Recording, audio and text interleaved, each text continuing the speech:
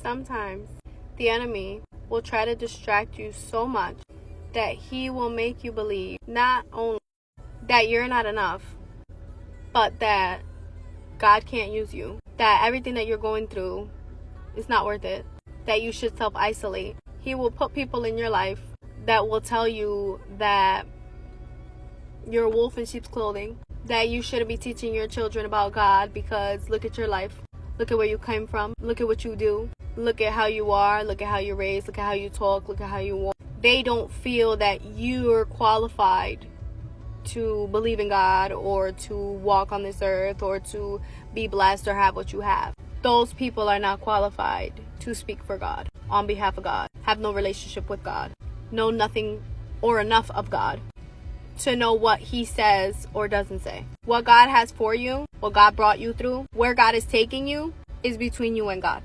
Between you and God. What you look like, what you sound like, yes, matters, it makes a difference, but it's not going to be for everybody. It's going to be for the people that God has for you to speak to and reach to. You're not going to be everybody's cup of tea, but you're going to be someone's espresso. Not everybody's going to like you. Not everybody liked Jesus, but he reached who he needed to reach, and he ministered to who he needed to minister to. He was kind. He wasn't nice, but he was kind. He was firm, and he served his purpose, and he led his life doing what he needed to do, unapologetically.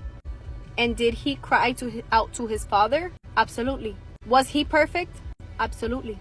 Are we? No. And even in his perfection, even he asked God, even he asked the Father to spare him in that moment. Even he asked him to please see if there was another way, but that his will be done and not his own. So yes, you may struggle. Yes, you may go through things. Yes, there may be enemies and people in your life that tell you, that think that you can't get to where you need to get to, that you're a wolf in sheep's clothing, or don't feel that you're worth much. But it is God's will that's going to lead you to where you need to be, not theirs. It is God's hand that's been over your life that's going to set you apart from everybody else.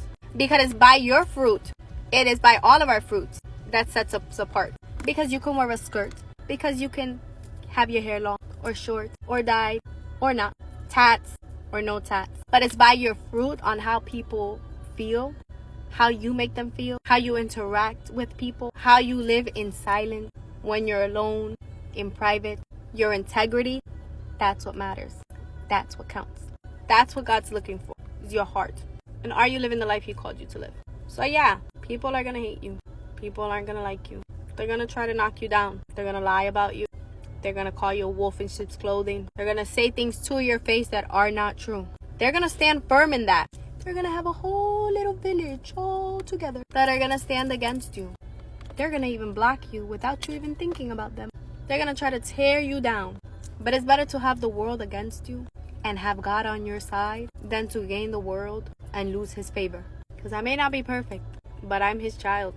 And I'd rather go to sleep knowing that he knows the truth and know that I'm living my life trying to do right than to try to get somebody to like me or trying to prove my point when I know for a fact that my character is based on him and I know who has my back. So I will sit back and I'll let him do it. I'll let him defend me, because at the end of the day, he will always win. He will always be better, and he died for me. He rose for me, and he's coming back for me and for you too.